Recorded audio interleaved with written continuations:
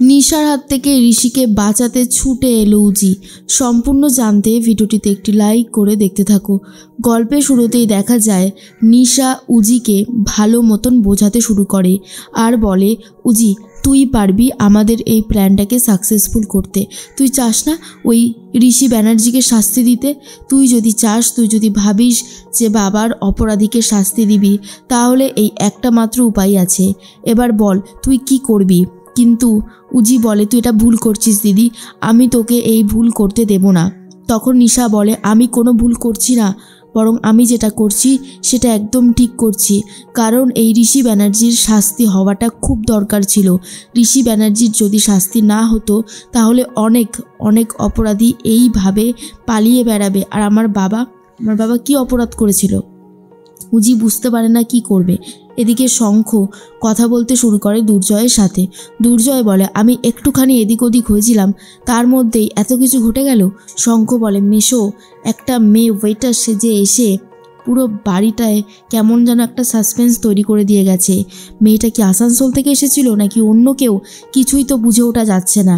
আর ওই ঋষির মনের মধ্যে আবারও সেই ঝড় উঠে গেছে। ঋষি কি করবে নিজেই এখনো বুঝতে পারছে না। এর মধ্যেই ঋষি বলে, আরে শঙ্খদা, আমি তো তোমাকেই অনেকক্ষণ থেকে খুঁজছি। আরে ওই লোকটার কি নাম্বার পাওয়া গেছে? ওই লোকটাকে একটা ফোন করো, আমার ওই লোকটার সাথে কথা বলাটা খুবই জরুরি। এরপরে উজি যেই লোকটার সাথে কথা বলে কাজে গিয়েছিল সেই লোকটার ফোন নাম্বার জোগাড় করেছে দুর্জয়। দুর্জয় বলে, এই যে ঋষি, ফোন নাম্বার তো পেয়ে গেছি, দাঁড়াও ফোন করছি। এরপর সেই এজেন্সির মালিককে ফোন করা হয়। আর ঋষি বলে, আপনারা কীরকম টাইপের মেয়েকে পাঠান যারা এতটা সাসপেন্স তৈরি করে রাখে? ওই মেয়েটার ফোন নাম্বার আমাকে দিন, ওই মেয়েটার ফোন নাম্বার আমার চাই। এজেন্সির লোকটা বলে, স্যার এক্ষুনি আমাদের ইন্টারনেট পরিষেবা প্রচণ্ড পরিমাণে ব্যাহত হয়েছে, আমরা কোনো ডিটেলসে এখনও পর্যন্ত জোগাড় করে উঠতে পারিনি। যদি ভবিষ্যতে পারি তাহলে আমি অবশ্যই চেষ্টা করব। কিন্তু ঋষি বলে, আপনি যদি কাল সকালের মধ্যে ওই মেয়েটার ফোন নাম্বার আমাকে দিতে না পারেন তাহলে আমি আপনার এজেন্সির নামে কেস করে দেব। কারণ আপনারা যে কীরকম মানুষজন বাড়িতে পাঠাচ্ছেন তার জ্বলন্ত উদাহরণ কালকেই আমি দেখে নিয়েছি। এজেন্সির লোক তো ভীষণই ভয় পেয়ে যায় আর বলে, ঠিক আছে স্যার, আমি চেষ্টা করছি, দয়া করে আপনি থানা পুলিশ করবেন না।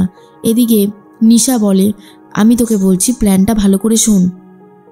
ঋষি ব্যানার্জির জন্য দেখতে সুন্দর, শিক্ষিত, ভদ্র এইরকমই একটা মেয়েকে চাইছে ওনার মা।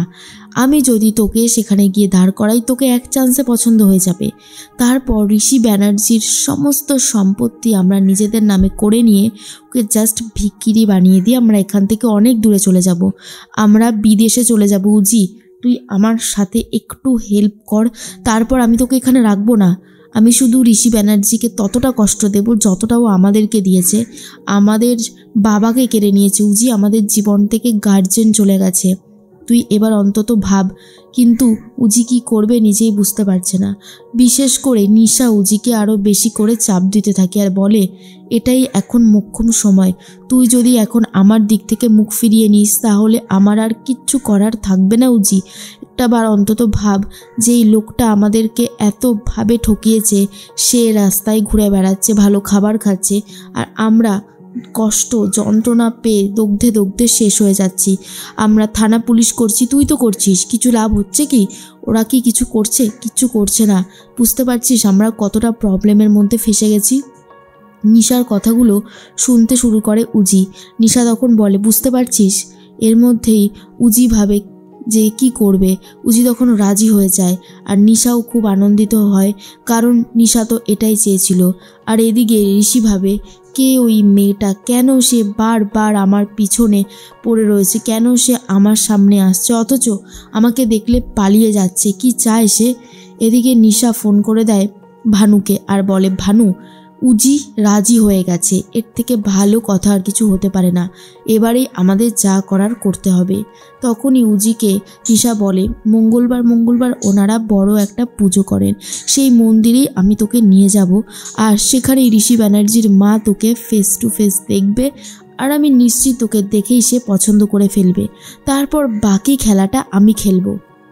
এর মধ্যেই ঋষি ব্যানার্জি সেই এজেন্সির লোকটার সাথে কথা বলে। এজেন্সির লোকটা আর ঋষি দুজন মিলে খুঁজতে শুরু করে উজিকে। এর মধ্যেই নিশা ভাবে যেভাবেই হোক ঋষি ব্যানার্জির সাথে উজির বিয়েটা দিতেই হবে। যদি এই বিয়েটা না দেওয়া যায় তাহলে আমার প্ল্যান একেবারেই সফল হবে না। আর প্ল্যান সফল করতে গেলে এইটুকু দায়িত্ব তো আমাকে নিতেই হবে। যা করার খুব তাড়াতাড়ি করতে হবে, হাতে সময় খুব কম। এজেন্সির লোকটার সাথে মিলিত হয়ে ঋষি তন্ন তন্ন করে খুঁজতে শুরু করে। একে ওকে জিজ্ঞেস করতে থাকে আর বলে, আচ্ছা এই মেয়েটাকে দেখেছেন কোথাও? কিন্তু সবাই বলে, তো মুখ দেখা যাচ্ছে না, না আমরা এনাকে চিনি না। তার মধ্যেই উজিরা যেই বাড়িতে ভাড়া থাকে সেই বাড়িওয়ালা নিচে দাঁড়িয়েছিল আর ঋষিদেরকে নিজেই ডেকে বলে, কি হয়েছে ভাই, কাউকে কি খুঁজছেন?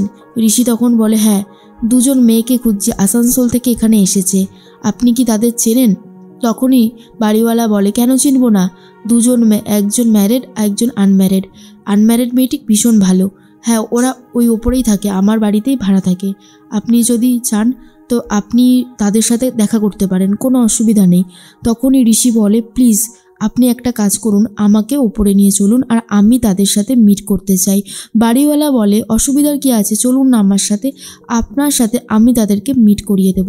এর মধ্যেই উজি আর নিশা ওপরেই ছিল আর তারা জানতেও পর্যন্ত পারেনি ঋষি ব্যানার্জি বাড়ি পর্যন্ত পৌঁছে গেছে। ঋষি ব্যানার্জি তখন দরজা ধাক্কা দিতে শুরু করে দেয় আর বাড়িওয়ালা বলে, দাঁড়ান দাঁড়ান এক্ষুনি আসবো, ওরা ভেতরেই আছে, আপনি এত ব্যস্ত হয়ে গেছেন। কিন্তু ঋষি ব্যানার্জি বুঝতে পারে কেন সে ব্যস্ত হয়ে গেছে, কেন সে চাইছে তাদের সাথে দেখা করতে। এদিকে দুর্জয় আর শঙ্খ বুঝতে পেরে গেছে যে ঋষি সেই মেয়ে দুটোর কাছ পর্যন্ত পৌঁছে গেছে আর সে যদি একবার পৌঁছে যায়, হরিপ্রসাদ বাবুর মেয়েরা যদি সত্যি কথাটা বলে দেয় তাহলে তো সব কিছু শেষ হয়ে যাবে। এর মধ্যেই নিশা দরজা খুলেই ঋষির ওপর অ্যাটাক করে। ঋষি কিছু বুঝে ওঠার আগেই নিশা এমনভাবে অ্যাটাক করে দিয়েছে যে ঋষি আর কিছু বলার মতন অবস্থাতেই নেই। তখনই উজি বলে, দিদি তুই এটা কি করলি, তোকে তো এটা করতে বারণ করেছিলাম, তুই এটা ঠিক করলি না। কিন্তু নিশা বুঝতে পারে যে তার বাবাকে ঠকিয়েছে, অপমান করেছে, শেষ করে দিয়েছে, তার এই শাস্তি হওয়াটাই দরকার ছিল। কিন্তু উজি মনে মনে একটা কথা ভাবে, দিদি তোকে আমি বলিনি আমার এই ঋষি ব্যানার্জিকেই মনে মনে পছন্দ হয়েছিল। কিন্তু ঋষি ব্যানার্জির কোনো কথা না শুনে না বুঝে নিশা যেহেতু ঋষি ব্যানার্জির ওপর অ্যাটাক করে ফেলেছে, তাই ঋষির অবস্থা অনেক বেশি খারাপ হয়ে যায়। বাড়িওয়ালাও কিছু বুঝে উঠতে পারে না কেন হঠাৎ করে নিশা এই কাজটা করলো। নিশা বলে, ঋষি ব্যানার্জি কি ভেবেছিলে আমার বাবাকে ঠকিয়ে অন্যায় করে টাকা না দিয়ে পার পেয়ে যাবে? আমি হলাম মেয়ে, ওনার বড় মেয়ে, তাই বলছি যে অপরাধটা আপনি করেছেন তার শাস্তি আপনি হাতে নাতে পেয়েছেন। এবার বুঝবেন কষ্ট কাকে বলে। আপনার পতন এখান থেকে শুরু হলো ঋষি ব্যানার্জি।